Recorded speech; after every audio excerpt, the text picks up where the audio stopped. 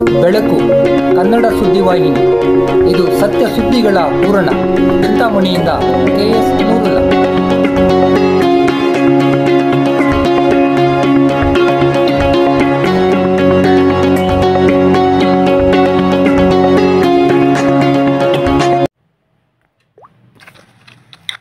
ಹೊಂಬೆಳಕು ಕಟ್ಟಡ ಕಾರ್ಮಿಕರ ಸಂಘದ ಆಶ್ರಯದಲ್ಲಿ ಚಿಂತಾಮಣಿಯಲ್ಲಿ ಕಾರ್ಮಿಕರಿಗೆ ಗುರುತಿನ ಚೀಟಿ ವಿತರಣೆ. ಚಿಂತಾಮಣಿ ನಗರದ ರಜಾಕ್ ಫಾತಿಮಾ ಫಂಕ್ಷನ್ ಹಾಲ್ನಲ್ಲಿ ಹೊಂಬೆಳಕು ಕಟ್ಟಡ ಕಾರ್ಮಿಕರ ಸಂಘದ ರಾಜ್ಯ ಗೌರವಾಧ್ಯಕ್ಷರಾದ ಡಾಕ್ಟರ್ ಮಮತಾ ಮಾಧವ್ರವರ ಹುಟ್ಟುಹಬ್ಬದ ಅಂಗವಾಗಿ ಕಾರ್ಮಿಕರಿಗೆ ಗುರುತಿನ ಚೀಟಿ ವಿತರಣೆ ಹಾಗೂ ಕಾರ್ಮಿಕರ ಹಕ್ಕುಗಳ ಬಗ್ಗೆ ಅರಿವು ಮೂಡಿಸುವ ಕಾರ್ಯಕ್ರಮವನ್ನು ಆಯೋಜಿಸಲಾಗಿತ್ತು. ಈ ಕಾರ್ಯಕ್ರಮವನ್ನು ಉದ್ಘಾಟಿಸಿದ ಡಾಕ್ಟರ್ ಮಮತಾ ಮಾಧವ್ರವರು ಕಾರ್ಮಿಕರ ಹಕ್ಕುಗಳು, ಕರ್ತವ್ಯಗಳು, ರಾಜ್ಯ ಹಾಗೂ ಕೇಂದ್ರ ಸರ್ಕಾರದಿಂದ ದೊರೆಯುವಂತಹ ಸೌಲಭ್ಯಗಳ ಕುರಿತು ವಿವರಿಸಿದರು. ಎಲ್ಲ ಕಾರ್ಮಿಕ ಬಂಧುಗಳು ಇದರ ಸೌಲಭ್ಯಗಳನ್ನು ಪಡೆದುಕೊಂಡು ಉತ್ತಮ ಭವಿಷ್ಯವನ್ನು ರೂಪಿಸಿಕೊಳ್ಳಬೇಕೆಂದು ನುಡಿದರು. ತಮ್ಮ ಸಂಘವು ಕಾರ್ಮಿಕರ ಹಿತರಕ್ಷಣೆಗೆ ಎಲ್ಲ ಸಹಕಾರವನ್ನು ನೀಡುವುದಾಗಿ ತಿಳಿಸಿದರಲ್ಲದೆ ಹಲವು ಮಂದಿಗೆ ಗುರುತಿನ ಚೀಟಿಗಳನ್ನು ವಿತರಿಸಿದರು. ಕಾರ್ಯಕ್ರಮದಲ್ಲಿ ಸಂಘದ ರಾಜ್ಯ ಉಪಾಧ್ಯಕ್ಷರಾದ doctor Azhar Khan, embossed wallpaper ಕಂಪನಿಯ ಮ್ಯಾನೇಜಿಂಗ್ ಡೈರೆಕ್ಟರ್ ರೋಹಿತ್, ನಗರಸಭಾ ಸದಸ್ಯೆ ರೂಬಿಯಾ ಸುಲ್ತಾನಾ ಮತ್ತಿತರರು ಮಾತನಾಡಿದರು. IHMO ಸಂಘಟನೆಯ ದಕ್ಷಿಣ ಭಾರತ ಉಸ್ತುವಾರಿಯಾದ ಖಾದರ್ ವಲಿ, ನಗರಸಭಾ ಸದಸ್ಯೆ ಇಶ್ರತ್ ಉನ್ನಿಸಾ, ಆಹಾರ ಮತ್ತು ನಾಗರಿಕ ಸರಬರಾಜು ಸಮಿತಿಯ ಜುನೈದ್ ಖಾನ್ ಕೋಲಾರ, ಸಮಾಜ ಸೇವಕರಾದ ಸಮೀರ್ ಕೋಲಾರ, MKB ವಿದ್ಯಾಸಂಸ್ಥೆಯ ಕಾರ್ಯದರ್ಶಿ ರಸೂಲ್ ಖಾನ್, ಯುವ ಮುಖಂಡರಾದ ನಾರ್ಸಿಂಪೇಟೆ ಚಾಂದ್ಪಾಷಾ ಮತ್ತಿತರರು ಉಪಸ್ಥಿತರಿದ್ದರು. ಹುಟ್ಟುಹಬ್ಬದ ಅಂಗವಾಗಿ ಡಾಕ್ಟರ್ ಮಮತಾ ಮಾಧವ್ರವರನ್ನು ಅದ್ಧೂರಿಯಾಗಿ ಸನ್ಮಾನಿಸಲಾಯಿತು. ಕೇಕ್ ಕತ್ತರಿಸಿ ಸಿಹಿ ಹಂಚಲಾಯಿತು. ಕಾರ್ಯಕ್ರಮದಲ್ಲಿ ಮಹಿಳಾ ಮತ್ತು ಪುರುಷ ಕಾರ್ಮಿಕರು ಹೆಚ್ಚಿನ ಸಂಖ್ಯೆಯಲ್ಲಿ ಹಾಜರಿದ್ದರು. ಅಸಂಘಟಿತ ಕಾರ್ಮಿಕರು ಅಂದ್ರೆ ಏನು? ಅಸಂಘಟಿತ ಕಾರ್ಮಿಕರಿಗೂ ಸಂಘಟಿತ ಕಾರ್ಮಿಕರಿಗೂ ಇರುವ ಒಂದು ಮುಖ್ಯ ಏನದು ಡಿಫರೆನ್ಸ್ ಏನು? ಅಸಂಘಟಿತ ಕಾರ್ಮಿಕರು ಅಂದ್ರೆ ನಮ್ಮ ಅಸಂಘಟಿತ ಕಾರ್ಮಿಕರಿಗೆ ಯಾವುದೇ ರೀತಿ ಒಂದು ಫಿಕ್ಸ್ ಇನ್ಕಮ್ ಇರೋದಿಲ್ಲ. ಅಂದ್ರೆ ಸ್ಯಾಲರಿ ತರ ಆಗಲಿ ಆ ತರ ನಿಮ್ಗೆ ಫಿಕ್ಸ್ಡ್ ಇನ್ಕಮ್ ಇರೋದಿಲ್ಲ. ಅದೇ ಈಗ ಯಾರೋ ಒಬ್ರು ಒಂದ್ ಕಡೆ ಕೆಲ್ಸಕ್ಕೆ ಹೋಗ್ತಾ ಇದ್ದಾರೆ, ಅವರಿಗೆ ಸ್ಯಾಲರಿ ಅಂತ ಬರುತ್ತೆ.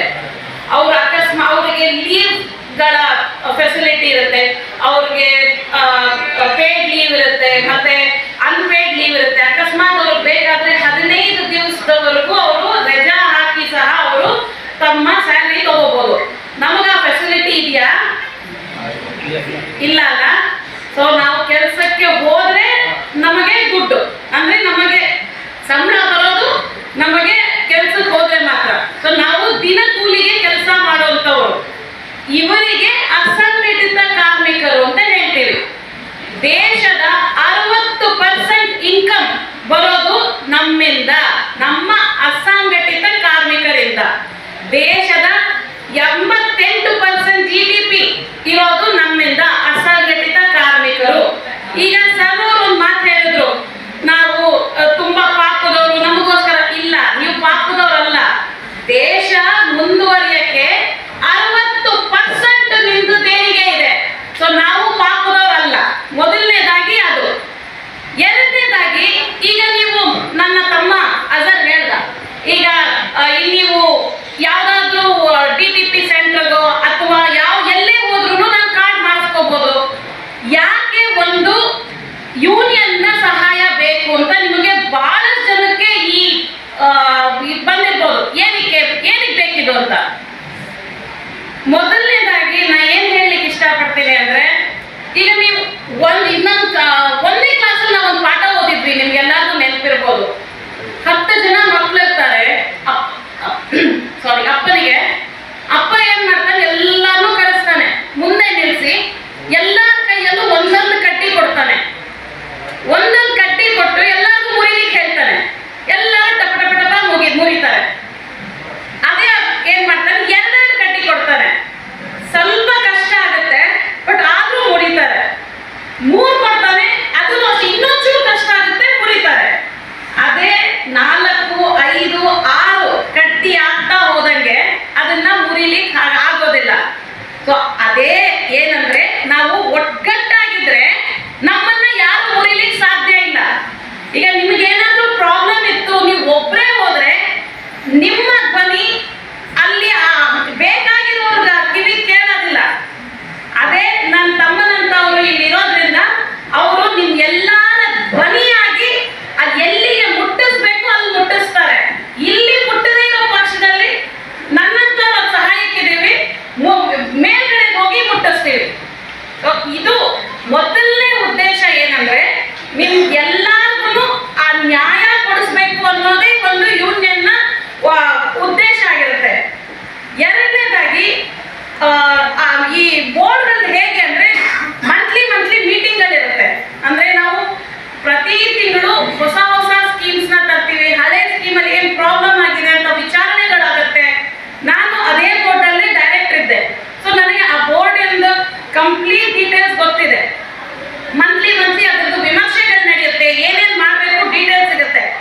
ಅದನ್ನ ನಾವು ನಮ್ಮ ಯೂನಿಯನ್ ಯಾರ್ಯಾರು ಇರ್ತಾರೆ ಅವರಿಗೆ ಕಳಿಸ್ತೀವಿ. ನಾವು ಏನೇನು ಆ ತಿಂಗಳ ತೀರ್ಮಾನಗಳು ಏನೇನು ನಾವು ಚೇಂಜಸ್ ಮಾಡಿದೀವಿ, ಈ ತರ ಡೀಟೇಲ್ಸ್ ನೀವು ಆ DTP ಸೆಂಟರ್ ಹತ್ರ ಆಗ್ಲಿ ಅಥವಾ ಸೈಬರ್ ಸೆಂಟರ್ ಹತ್ರ ಆಗ್ಲಿ ನಿಮಗೆ ಆ ಡೀಟೇಲ್ಸ್ ಸಿಗೋದಿಲ್ಲ.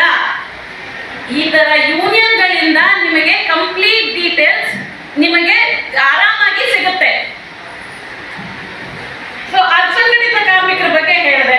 ಈಗ ನಮ್ಮ ಅಸಂಘಟಿತ ಕಾರ್ಮಿಕರಿಗೆ ಸರ್ಕಾರದಿಂದ ಏನೇನು ಸವಲತ್ತುಗಳಿವೆ? ಈಗ ಅಟ್ ಪ್ರೆಸೆಂಟ್ ನಮ್ಮ ಸರ್ಕಾರದಲ್ಲಿ 2 ಬೋರ್ಡ್ಗಳಿವೆ. ಒಂದು ಕಟ್ಟಡ ಮತ್ತು ಇತರ ಕಾರ್ಮಿಕರ ಕಲ್ಯಾಣ ಮಂಡಳಿ, 2 ಅಸಂಘಟಿತ ಕಾರ್ಮಿಕರ ಕಲ್ಯಾಣ ಮಂಡಳಿ. ನನ್ನ ತಮ್ಮ ಮುಂಚೆನೆ ಹೇಳ್ದ, ಇದು ಕನ್ಸ್ಟ್ರಕ್ಷನ್ ವರ್ಕರ್ಸ್ ಬೋರ್ಡ್ ಅಲ್ಲಿ ಒಂದು ಕಟ್ಟಡ ನಿರ್ಮಾಣ ಮಾಡ್ಲಿಕ್ಕೆ ಯಾರೆಲ್ಲ ಬರ್ತಾರೆ ಎಲ್ಲರೂ ಬರ್ತಾರೆ. ಅದರಲ್ಲಿ ನಿಮ್ ಪ್ಲಂಬರ್ ಆಗ್ಲಿ ಅಥವಾ ಎಲೆಕ್ಟ್ರಿಷಿಯನ್ ಮತ್ತೆ ಟೈಲ್ಸ್ ಹಾಕೋರು, ಕಾರ್ಪೆಂಟ್ರು ಎಲ್ಲ, ಬರೀ ಮೇಸನ್ಗಳು ಮಾತ್ರ ಅಲ್ಲ. ಈ ಎಷ್ಟೋ ಜನಕ್ಕೆ ತಲೆ ಹೆಂಗಿರುತ್ತೆ ಅಂದ್ರೆ ಕಟ್ಟಡ ಕಾರ್ಮಿಕರಂದ್ರೆ ಮೇಸನ್ಗಳು ಮಾತ್ರ ಅಂತ. ಗಾರೆ ಕೆಲಸದವ್ರು ಮಾತ್ರ ಅಲ್ಲ ಕಟ್ಟಡ ಕಾರ್ಮಿಕರು.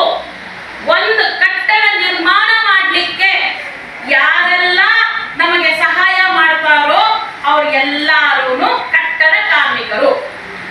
ಓಕೆನಾ? ಸೊ ಫಸ್ಟ್ ಮೊದಲನೇದಾಗಿ ಇದನ್ನ ನೀವು ಇಟ್ಕೊಳ್ಳಿ. ಈ ಕಟ್ಟಡ ಕಾರ್ಮಿಕರ ಬೋರ್ಡ್ ಅಲ್ಲಿ 8,500 ಕೋಟಿ ದುಡ್ಡಿದೆ. ಹೇಗ್ ಬರುತ್ತೆ ದುಡ್ಡು? ಇಡೀ ಕರ್ನಾಟಕದಲ್ಲಿ ಎಲ್ಲೇ ಕಟ್ಟಡ ನಿರ್ಮಾಣ ಆದ್ರೂ ನಾವು ಅಲ್ಲಿ ಪ್ಲಾನ್ ಅಪ್ರೂವಲ್ಗೆ ಅಂತ ಹೋಗುತ್ತಾ? ಕಟ್ಟಡ ನಿರ್ಮಾಣ ಮಾಡ್ಬೇಕಂದ್ರೆ ಪ್ಲಾನ್ ಅಪ್ರೂವಲ್ ಆಗ್ಲೇಬೇಕು. ಪ್ಲಾನ್ ಅಪ್ರೂವಲ್ ಆಗಬೇಕು ಅಂದ್ರೆ ಈ ಬೋರ್ಡ್ಗೆ 1% ಸೆಸ್ ನ ಪೇ ಮಾಡಲೇಬೇಕು. ಆ 1% ಸೆಸ್ ಪೇ ಮಾಡಿದ್ರೇನೆ ಅವರಿಗೆ ಆ ಪ್ಲಾನ್ ಅಪ್ರೂವ್ ಆಗೋದು. ಸೊ ಈ ದುಡ್ಡು ಯಾವತ್ತೂ ಕಡಿಮೆ ಆಗಲ್ಲ, ಅದರಲ್ಲಿ ರಿಕರಿಂಗ್ ಬರ್ತಾನೆ ಇರುತ್ತೆ. ನಮ್ಮ ಕರ್ನಾಟಕದಲ್ಲಿ ಕನ್ಸ್ಟ್ರಕ್ಷನ್ಗಳು ಆಗ್ತಾನೆ ಇರುತ್ತೆ. ಸೊ ಅಲ್ಲಿ ಬೋರ್ಡ್ ಅಲ್ಲಿ ದುಡ್ಡು ಬರ್ತಾನೆ ಇರುತ್ತೆ. ಇದನ್ನ ನಾನು ಯಾಕೆ ಹೇಳ್ತಾ ಇದ್ದೀನಿ ಅಂದ್ರೆ ನಿಮ್ಮಲ್ಲಿ ಎಷ್ಟೋ ಜನಕ್ಕೆ ಈಗ ಕಾರ್ಡ್ಗಳು ಮಾಡ್ಕೊಂಡಿದ್ದೀರಾ. ದಯವಿಟ್ಟು ನಿಮಗೆ ಗೊತ್ತಿರೋ ಬೇರೆ ಕಟ್ಟಡ ಕಾರ್ಮಿಕರುಗಳಿಗೂ ಹೇಳಿ ಈ ಬೋರ್ಡ್ ಅಲ್ಲಿ ಮೆಂಬರ್ಸ್ ಮಾಡಿಸಿ. ಇದು ನಿಮ್ಮ ಹಕ್ಕು, ಇದು ನಿಮ್ ದುಡ್ಡು. ಏನು 8,500 ಕೋಟಿ ದುಡ್ಡು ಇದೆಯಲ್ಲ ಅದು ನಿಮ್ ದುಡ್ಡು. ಈ ಬೋರ್ಡ್ ಅಲ್ಲಿ ಒಂದು ವಿಶೇಷತೆ ಏನಂದ್ರೆ ಬೇರೆ ಯಾವುದೇ ಕೆಲಸಕ್ಕೂ ಈ ಬೋರ್ಡ್ ದುಡ್ಡು ಯೂಸ್ ಮಾಡ್ಲಿಕ್ಕೆ ಬರಲ್ಲ. ಏನಾದ್ರೂ ಯೂಸ್ ಮಾಡಿದ್ರೆ ಸುಪ್ರೀಂ ಕೋರ್ಟ್ ಇಂದ ಅವ್ರಿಗೆ ಆದೇಶ ಬರುತ್ತೆ. ಏನ್ ದುಡ್ಡಿದೆ ಅದು ನಿಮ್ ದುಡ್ಡು, ನಿಮ್ಮ ಹಕ್ಕಿದು. ಬೇರೆ ಬಹಳಷ್ಟು ಸ್ಕೀಮ್ಸ್ಗಳಿದೆ. ಈಗಾಗಲೇ ಎಷ್ಟೊಂದು ಜನ ಹೇಳಿದ್ದಾರೆ. ನಾನು ಇದರಲ್ಲಿ ಒಂದೇ ಒಂದು ಸ್ಕೀಮ್ ಬಗ್ಗೆ ತುಂಬಾ ಹೇಳಲಿಕ್ಕೆ ಇಷ್ಟಪಡ್ತೀನಿ. ಯಾಕಂದ್ರೆ ನಾನ್ ಬೋರ್ಡ್ ಅಲ್ಲಿ ಇದ್ದಾಗ ಮಾಡಿದ ಸ್ಕೀಮ್ ಇದು ತಾಯಿ ಮಗುಗೆ ಬುತ್ತಿ ಅಂತ. ಅಂದ್ರೆ ತಾಯಿಗೆ ಡೆಲಿವರಿ ಆದ್ಮೇಲೆ ಅಲ್ಲಿ ಡೆಲಿವರಿಗೆ ಚಾರ್ಜಸ್ ನಮ್ಮ ಬೋರ್ಡಿನಾನೇ ಬರುತ್ತೆ. ಅದಾದ್ಮೇಲೆ 3 ವರ್ಷ, ಈಗ ತಾಯಿ ಮಗು ಆದ್ಮೇಲೆ ಇಮಿಡಿಯೇಟ್ಲಿ ಆಕಿ ಕೆಲ್ಸಕ್ಕೆ ಹೋಗ್ಲಿಕ್ಕೆ ಆಗೋದಿಲ್ಲ ಅಲ್ವಾ? 1 ವರ್ಷನಾದ್ರೂ ಆಕಿ ಮನೆಗೆ ಕೂಡ್ಬೇಕು. ಸೊ ತಾಯಿಗೆ ಮಗುಗೆ ಬುತ್ತಿ ಅಂತ ಹೇಳಿ 3 ವರ್ಷ ನಾವು ಇದನ್ನ ಫೈಟ್ ಮಾಡಿ ಈ ಸ್ಕೀಮ್ ತಂದಿದ್ದೀವಿ. ಅದನ್ನು ನಿಮ್ಗೆಲ್ಲ ಯಾರಿಗಾದ್ರೂ ಅದು ಫೆಸಿಲಿಟಿ, ಈಗ ತಾಯಿ ಯಾರಿಗಾದ್ರೂ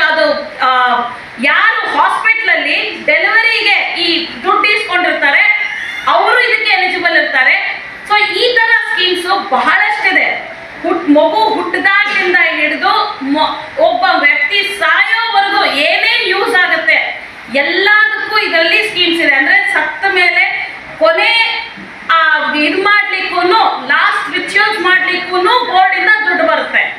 ಬಟ್ ನೀವು ಅದಕ್ಕೆ ಅರ್ಹತೆ ಆಗಬೇಕಂದ್ರೆ ಮೊದಲನೇದಾಗಿ ನೀವು ಮೆಂಬರ್ಶಿಪ್ ಮಾಡ್ಕೋಬೇಕು. ಆಮೇಲೆ ಅದರದ್ದು ರಿನ್ಯೂವಲ್ಸ್ ಇರುತ್ತೆ.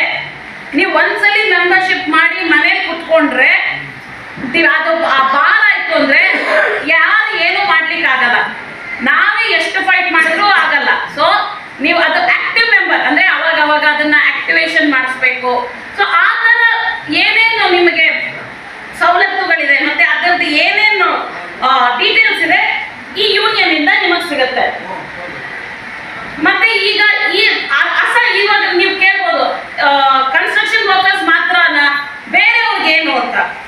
ಬೇರೆಯವ್ರಿಗೆ ಅಸಂಘಟಿತ ಕಾರ್ಮಿಕರ ಬೋರ್ಡ್ ಅಂತ ಇದೆ. ಅದರಲ್ಲಿ ಈ ಶ್ರಮ ಕಾರ್ಡ್ ಅಂತ ಮಾಡಿಸ್ತಾ ಇದ್ದೀವಿ.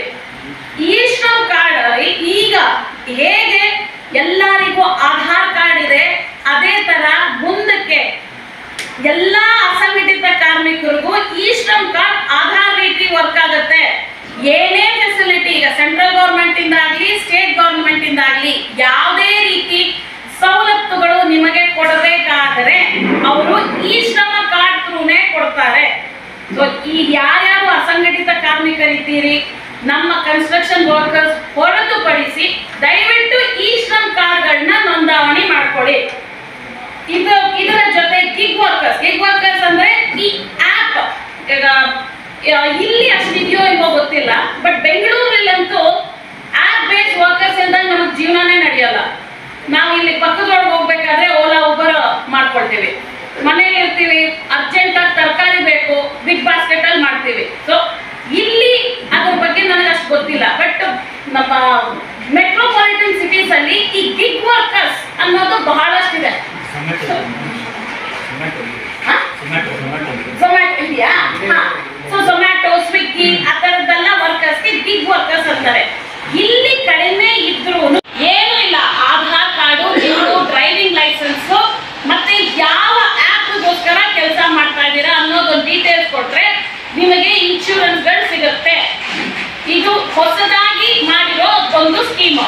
ಈ ತರ ಈಗ ಹೊಸದಾಗಿ ಮಾಡಿರೋ ಸ್ಕೀಮ್ಗಳದ್ದು ನಮಗ್ ಗೊತ್ತಿರುತ್ತೆ, ಇವ್ರಿಗೆ ಗೊತ್ತಿರುತ್ತೆ. ನಿಮ್ವರೆಗೂ ತಲುಪಬೇಕಂದ್ರೆ ನೀವು ಇವ್ರ ಹತ್ರ ಬಂದು ಅವಾಗ ಅವರು ಯಾವಾಗ ಮೀಟಿಂಗ್ ಕರೀತಾರೆ ದಯವಿಟ್ಟು ಬಂದು ನಿಮ್ ಒಳ್ಳೇದಕ್ಕೇನೆ ಅವ್ರು ಹೇಳೋದು ಅದನ್ನ ತಗೊಳ್ಳಿ. ಮತ್ತೆ ಇದ್ರ ಜೊತೆ ಚಾಲಕರಿದ್ದೀರಿ. ನಾವು ಕಳೆದ 3 ವರ್ಷದಿಂದ ಚಾಲಕರ ಬೋರ್ಡ್ ಆಗ್ಬೇಕು ಅಂತ ಬಹಳಷ್ಟು ಹೋರಾಟ ನಡೆಸ್ಕೊಂಡು ಬಂದಿದ್ದೀವಿ. ಇವಾಗ ಅದು ಆಲ್ಮೋಸ್ಟ್ ಕೊನೆಯ ಹಂತದಲ್ಲಿ ಇದೆ.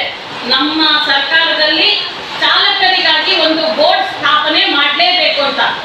ಚಾಲಕರಿಗೆ ಬೋರ್ಡ್ ಸ್ಥಾಪನೆ ಆದರೆ ಯಾರ್ಯಾರು ನೀವು ಡ್ರೈವರ್ಸ್ ಇದ್ದೀರಾ ಅವ್ರಿಗೆ ಕ್ಲೀನರ್ಸು, ಆಮೇಲೆ ಪಂಚರ್ ಹಾಕೋರು, ಬ್ಯಾಟ್ರಿ ವರ್ಕರ್ಸು, ಈ ನಮ್ಮ ಒಂದು ಗಾಡಿಗೆ ಯಾರೆಲ್ಲ ಉಪಯೋಗ ಆಗ್ತಾರೆ ಅವ್ರು ಎಲ್ಲರಿಗೂ ಈ ಬೋರ್ಡ್ ಅಡಿ ನಿಮಗೆ ಸವಲತ್ತುಗಳು ಸಿಗುತ್ತೆ. ಆದಂತ ಒಂದಷ್ಟು ರೈಟ್ಸ್ ಇದೆ. ಅಂದ್ರೆ ನೀವಲ್ಲಿ ಎಷ್ಟೋ ಒಂದು 15 ವರ್ಷದಿಂದ ಅಲ್ಲಿ ಕುತ್ಕೊಂಡು ನಿಮ್ದು ಫ್ರೂಟ್ ಮಾರ್ಕೆಟ್ ಅನ್ಕೊಳ್ಳಿ, ನೀವಲ್ಲಿ ನಿಮ್ಮ ಹಣ್ಣುಗಳು ಮಾರ್ತಾ ಇದ್ದೀರಾ 10-15 ವರ್ಷದಿಂದ. ಯಾರು ಒಂದು BBMP ಆಗಲಿ ಅಥವಾ ನಮ್ಮ ಪೊಲೀಸ್ ಡಿಪಾರ್ಟ್ಮೆಂಟ್ ಇಂದ ಆಗಲಿ ನಿಮಗೆ ನೋಟಿಸ್ ಕೊಡ್ದಂಗೆ ಅಲ್ಲಿಂದ ಎಬ್ಬಿಸ್ಲಿಕ್ಕೆ ಬರೋದಿಲ್ಲ. ನಮ್ಮ ಬೀದಿ ಬದಿ ವ್ಯಾಪಾರಿಗಳಿಗೆ ಅವರದೇ ಆದಂತ ಒಂದಷ್ಟು ರೈಟ್ಸ್ ಇದೆ. ನಾವು ಯಾರು ಧರ್ಮಕ್ಕಲ್ಲಿ ಕೆಲಸ ಮಾಡ್ತಾ ಇಲ್ಲ, ನಾವು ದೇಶದ ಏಳಿಗೆಗೆ ಕೆಲಸ ಮಾಡ್ತಾ ಇರೋದು.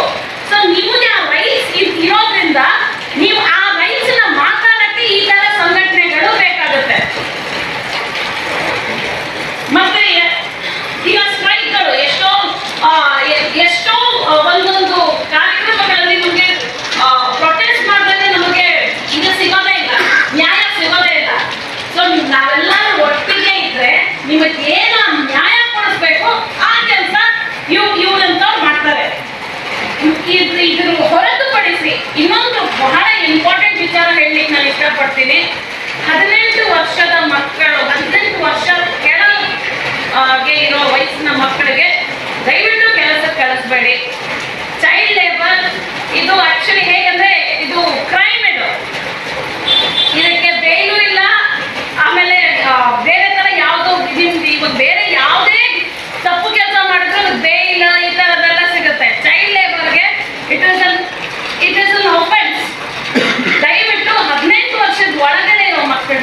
ಕೆಲಸ ಕಳಿಸ್ಬೇಡಿ. ಇದರ ಸ್ಕೀಮ್ಗಳಲ್ಲಿ ಈಗ ನಮ್ಮ ಬೋರ್ಡಲ್ಲೇನೆ 1ನೇ ಕ್ಲಾಸಿಂದ ಹಿಡಿದು PhD ವರ್ಗು ಓದೋವರೆಗೂ ಫೆಸಿಲಿಟೀಸ್ ಇದೆ. ಮತ್ತೆ ಫ್ರೀ ಗವರ್ನಮೆಂಟಲ್ ಫೆಸಿಲಿಟೀಸ್ ಇದೆ. ಅಸಂಘಟಿತ ಕಾರ್ಮಿಕರಿಗೆ ಅಂತ ಬೇರೆ ಬೇರೆ ಸ್ಕೀಮ್ಗಳಿದೆ, ಸ್ಕಾಲರ್ಶಿಪ್ಗಳಿದೆ. ಮತ್ತೆ ಇನ್ನೊಂದೇನಂದ್ರೆ ದೊಡ್ಡ ದೊಡ್ಡ ಸ್ಕೂಲಲ್ಲೂ ಈ ರೈಟ್ ಆಫ್ ಎಜುಕೇಶನ್ ಅನ್ನೋದಕ್ಕೆ